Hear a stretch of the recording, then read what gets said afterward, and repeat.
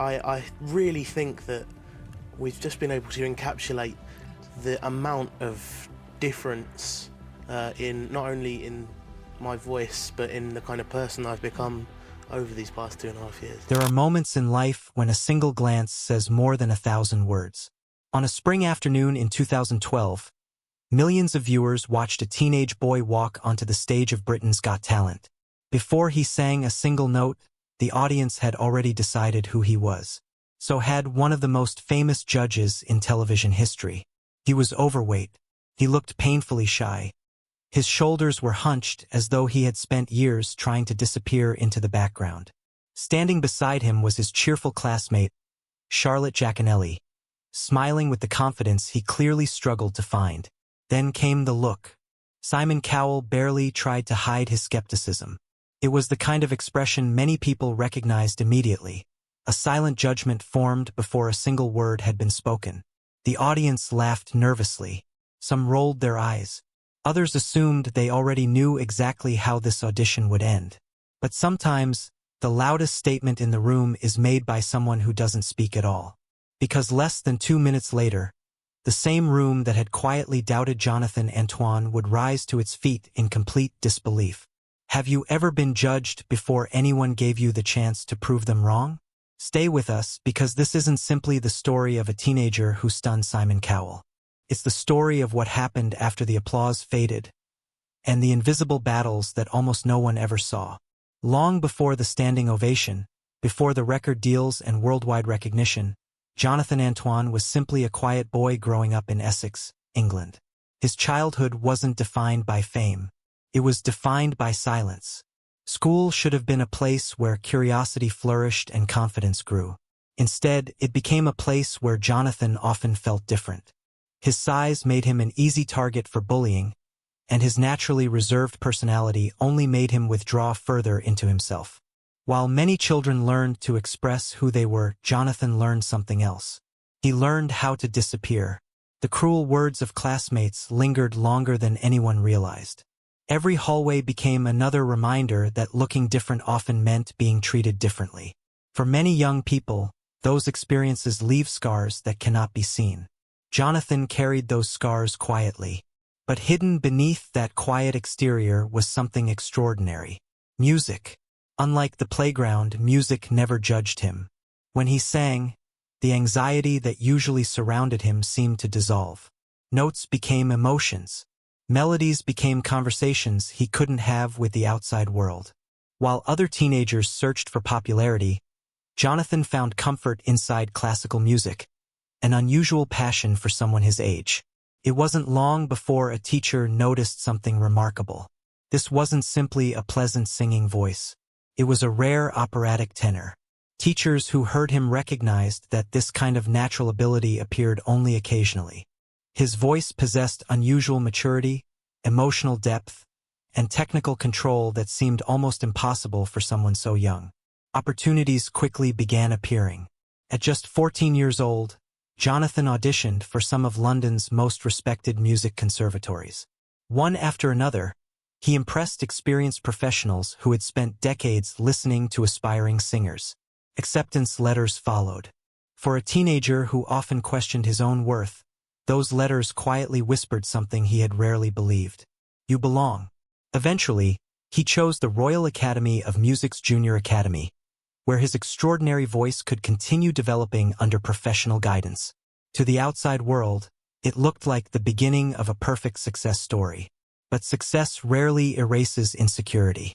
In many ways, it simply hides it better. Even while his musical ability flourished, Jonathan's confidence remained fragile. Compliments about his singing didn't magically erase years of bullying. Applause couldn't silence the doubts that had accumulated throughout childhood. The world heard brilliance. Jonathan still heard uncertainty.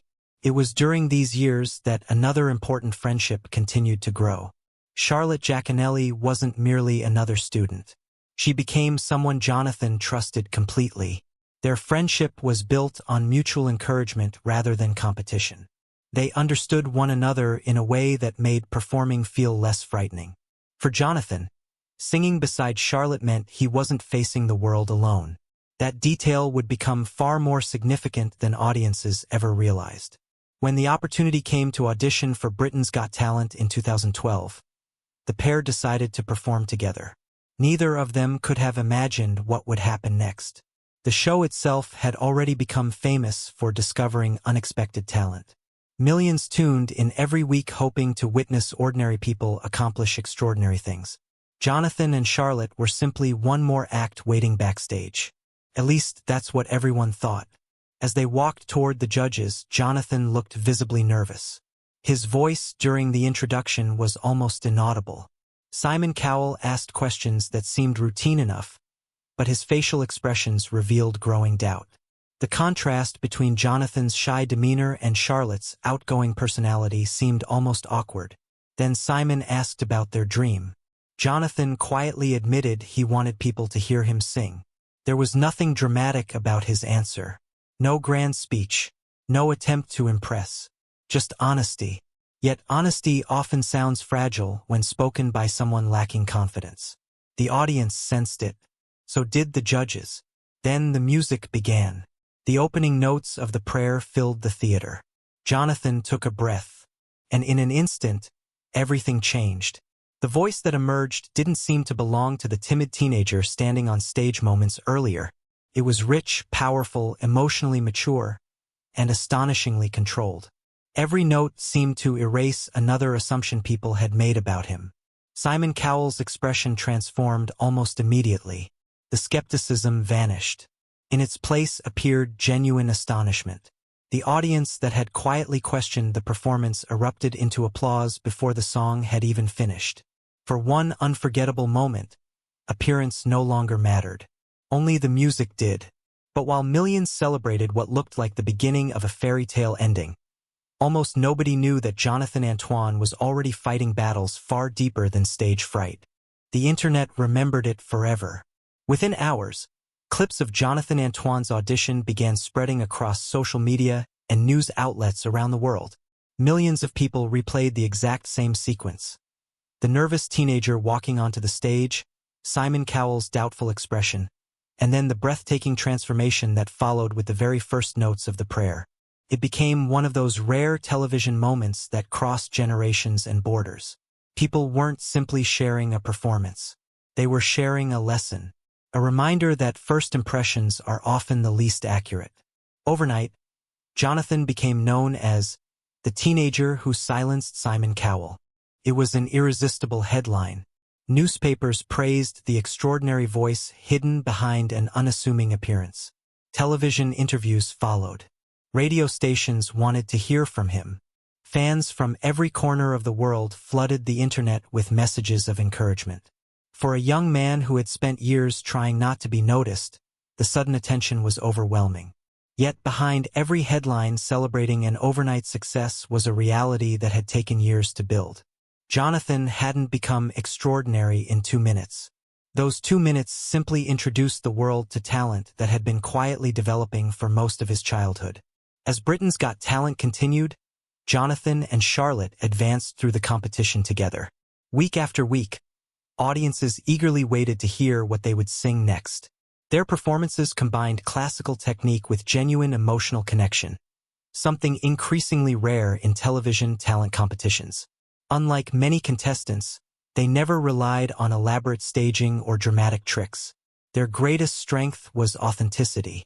The chemistry between them wasn't manufactured for television. It had been built through years of friendship, mutual trust, and countless rehearsals long before the cameras arrived. For Jonathan especially, Charlotte represented something much deeper than a singing partner. She represented safety. Every performance beside her felt less frightening than standing alone.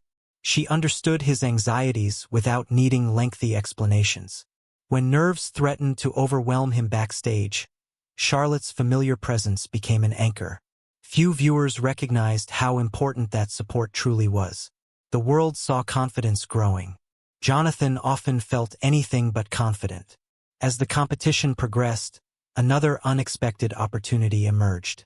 Simon Cowell, now one of Jonathan's biggest supporters, recognized that he possessed an extraordinary voice capable of an international solo career. Industry executives saw enormous commercial potential. Classical crossover music was attracting audiences across the globe, and Jonathan appeared perfectly positioned to become one of its brightest young stars. Then came the suggestion that would define his character. Jonathan was reportedly encouraged to consider continuing without Charlotte. From a business perspective, the advice seemed logical. Record labels often focus on the strongest individual talent. Jonathan's remarkable tenor voice naturally attracted the greatest attention. Many ambitious performers might have accepted immediately. Jonathan didn't.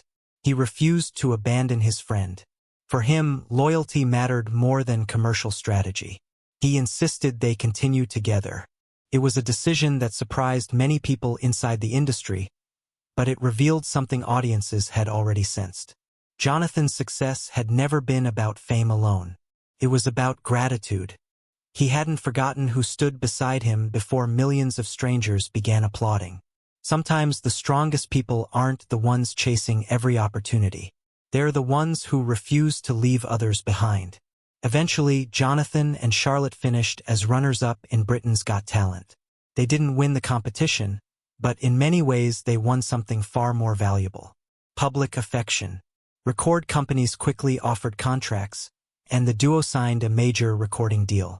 Their debut album introduced their music to audiences far beyond Britain, reaching listeners across Europe, North America, Australia, and Asia. Concert invitations followed. Television appearances multiplied. Prestigious venues that once seemed impossibly distant suddenly became regular stops on their schedule. To anyone watching from the outside, life appeared almost perfect. The bullied teenager had become an international recording artist. The dream had come true, or at least that's what everyone believed, because there was another story unfolding behind hotel doors, backstage corridors, and quiet moments away from television cameras. A story almost no one knew. Long before Jonathan ever stepped onto the Britain's Got Talent stage, he had already experienced a serious emotional crisis. He would later reveal that he had suffered a nervous breakdown before his television debut. That confession changed everything about how people viewed his success. The audition that millions celebrated as the beginning of an incredible journey hadn't happened because Jonathan was fearless. It happened despite overwhelming fear. Imagine carrying years of self-doubt, anxiety, and emotional exhaustion while suddenly becoming one of the most recognizable young singers in the country. Fame amplifies everything. If confidence is fragile, fame doesn't necessarily strengthen it. Sometimes it magnifies every insecurity. Jonathan continued performing, smiling during interviews and delivering remarkable concerts. But public success didn't erase private struggles. Like so many people who battle anxiety or depression, he became skilled at separating what audiences saw from what he actually felt. The applause ended each night. The internal battles remained. If you've ever smiled while quietly struggling inside, then perhaps you understand why this part of Jonathan's story matters so much. Many people assume success automatically heals emotional pain. Life rarely works that way. As the years passed, Jonathan and Charlotte matured not only as performers but also as individuals. Their artistic interests gradually began moving in different directions. What had started as a shared dream slowly evolved into two separate paths. In 2014, after releasing successful albums and performing together around the world, the duo announced they would pursue solo careers. Professionally, it made sense. Personally, it was much more complicated.